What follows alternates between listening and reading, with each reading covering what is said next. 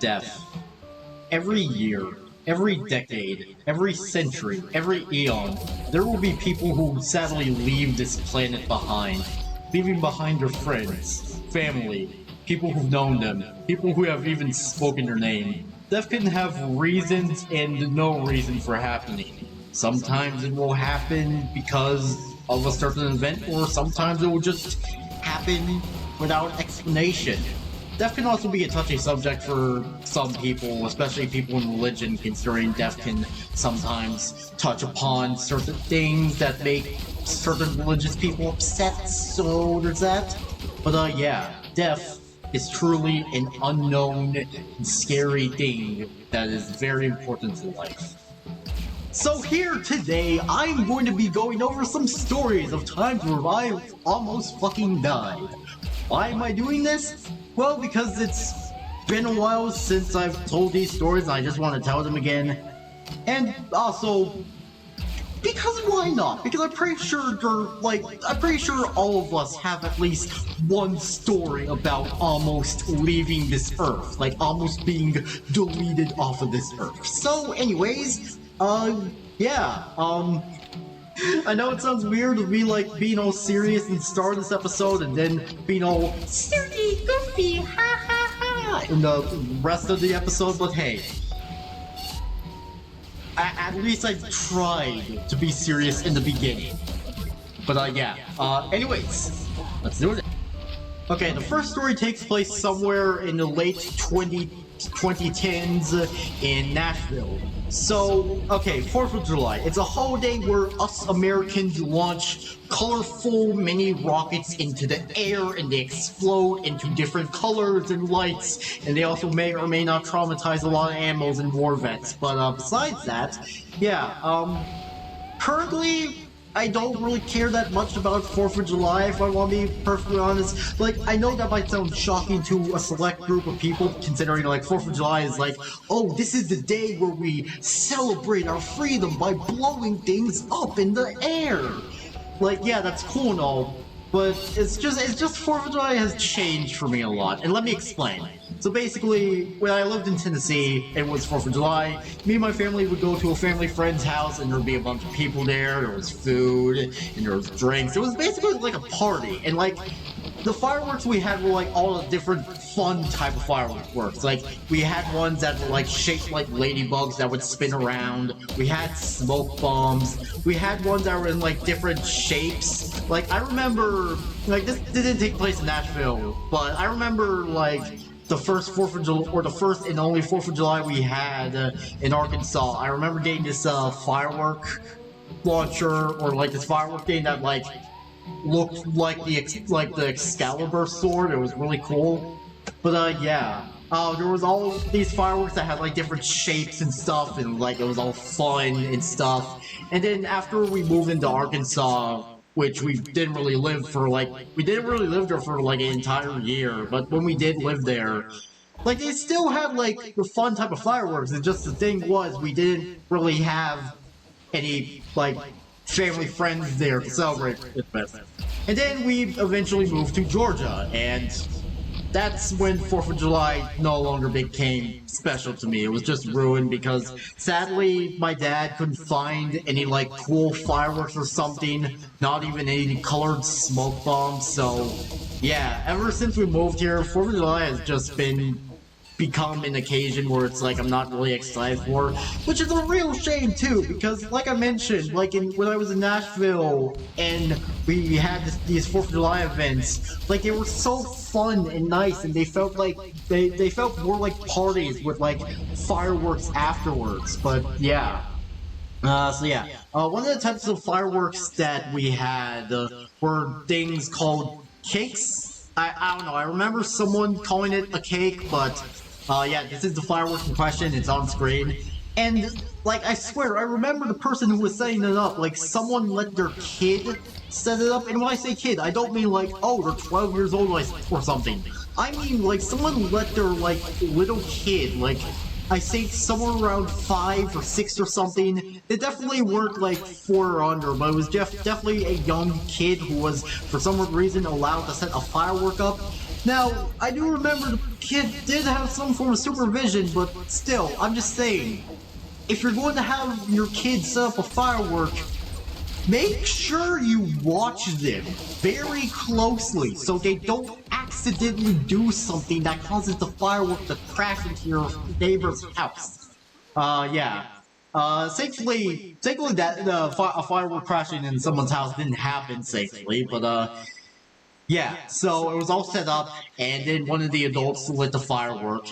And, like, I and you guys were thinking, oh, the firework is going to go off as normal. Because how this type of firework goes, like, it has multiple, like, firework launchers on it, and it will launch a firework one at a time, and sometimes they'll, like, after, like, they'll let out a select number of fireworks, they'll, like, multi-shoot a bunch of different other fireworks. But when it started firing, it started to, you know, because of how it was set up, it just, like, once it shot one up, it, like, somehow flipped over, and because of that, it was now shooting sideways. And no joke here, but every time it shot off a firework, it would spin a little. Not like a full 360 or a half 360, it would just, like, do a little turn or something, which is what I remember. I don't know. Look, this has happened a while, so there might be some details that are off. Trust me, I'm trying to be as accurate as possible. But yeah, thankfully no one got hurt. But something I do want to mention is that I was screaming like a complete lunatic.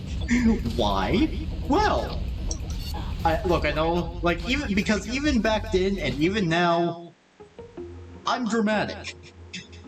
But here's the thing, younger me was even more dramatic. So yeah, younger me was just like screaming his head off of like, oh my gosh, what's going on? I'm gonna die! Because obviously, when a firework hits someone, yeah, chances are, it's either going to blow off a part of their body, or, the more likely option, it's going to kill them. So yeah, thankfully, I, or anyone, most importantly me, no one got hurt, thankfully, and even if it was all over, I kept screaming like, who did this? Who set up the firework? Who did all this? Who almost got me killed? But yeah, that's when it was discovered that someone's kid set up the firework for some reason, and it just, like, that's all I remember, because, like, all I was thinking was, oh my gosh, I almost died.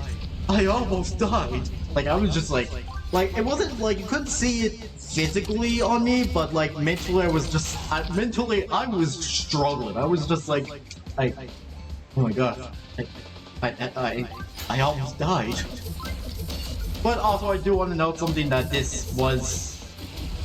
Actually, I don't think it was before I became depressed in middle school, but if it was... Yeah, I probably would have wanted it.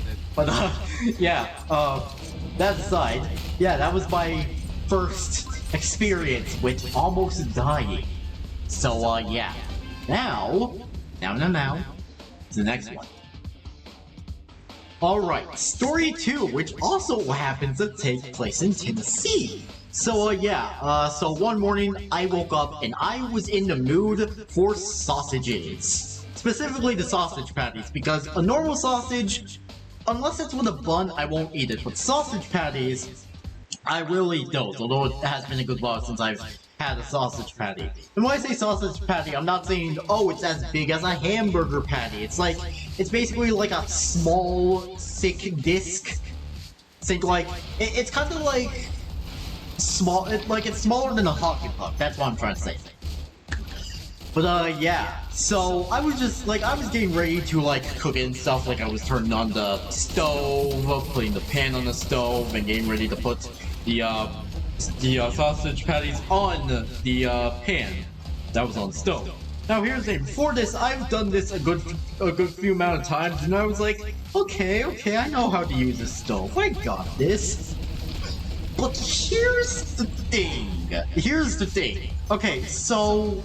This was when I learned that apparently if you don't turn the dial of the stove a certain way, or like you don't put it down a certain way, instead of letting out like the flames and stuff, if you don't hold it down and turn it a certain way, apparently the stove will just let out gas. So yeah, and you may be thinking, oh well, if there was gas coming out, how didn't you smell or something? Well, here's a very important detail about me. This detail is the fact that I can't smell, like, at all. I cannot smell whatsoever. And you may be thinking, oh, is it because you have the corona boner? And no, I don't have the corona boner. Okay, coronavirus. It's actually the fact that I was just born without smell. And I'm serious, like, I was just born without smell, and like, I remember, like, my mom, or like, our family members saying, oh, maybe that, like, because, like, oh, I've heard that, oh, having no smell can affect how you taste things or something, or how your taste works, which, I don't know, I don't really believe that, especially since when I eat food, it doesn't really taste any different, something, I don't know, but yeah. So because I can't smell, I didn't know that gas was coming out of the stove. And here's the part where it gets even worse, and now that I really think about it, if my dad and little sister didn't run out of the bedroom to stop me, I would have been dead. Or at least very, very injured. Now you're probably curious why I said my mom and my little sister came out of the bedroom. Well, here's the thing. Like back then in Tennessee, back then in Tennessee, before my little sister turned, I think it was either 11 or 12, she used to sleep with my mom and dad, which is an obvious thing that children do. Like, at a certain age, when you're a child, you want to sleep with your parents because, like, you're scared to sleep alone or something. So, yeah, that's the reason why it was my dad and my little sister that came out of bed. Please do not say anything incest-related, and thank you.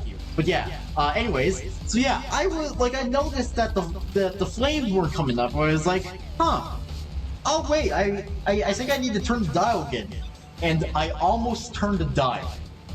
But thankfully, my dad and my little sister, who I just mentioned, just like, apparently like they smelled the gas and they rushed out of the bedroom to stop me. So yeah, that was the day where I learned that apparently if you don't push down the dial a certain way and you turn it, it will apparently let out gas only. So yeah. But yeah, that was also the day where I realized that, oh shit, stoves could be used for warfare. Like think about it. Like, imagine that there's like some sort of war that happened between America and a different country, and like we've somehow ran out of bombs, and like we've somehow also ran out of nukes.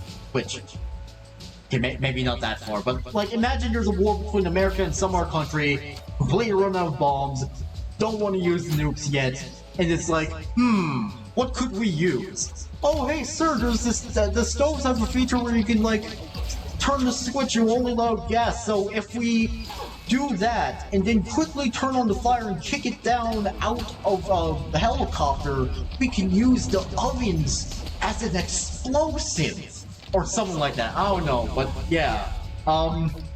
So basically, the life lesson of this is actually there are two life lessons. First of all, use an electric stove. Second of all, if I live alone, I need to have something that can, you know, detect gas, because if I don't, and there's a gas leak in my house that I would live alone in, then yeah, I'm screwed. Oh, also, I want to mention that this accident happened 2 more times here in Georgia, and I'm really embarrassed that it has happened 2 times here. But yeah, also, because of this, yeah, I've gained a fear of gas ovens and gas stoves and gas grills and gas anythings. Minus cars though. But yeah, safe to say, if I ever do live alone, I am not having a gas oven. Or stove. Or grill. Haven't ever did electric. So yeah. So yeah, those were 2 stories of times where I almost died. Isn't death fun? That's me being sarcastic. But yeah, thankfully, I haven't died. I'm still here, obviously, because if I died, then I wouldn't be here telling these stories. So yeah, so yeah, I do want to do story times more often. Probably not more often, considering there's so many stories in my life up to this point, because obviously, my life's still going on. There are still, like, new stories for me to possibly experience and then tell all of you lovely viewers. So, yeah. So hopefully more story times coming in soon, so, yeah. So, anyways, that was it for the video. Make sure you all subscribe and like for more, and I'll see you all later. Peace out, home guards, and goodbye!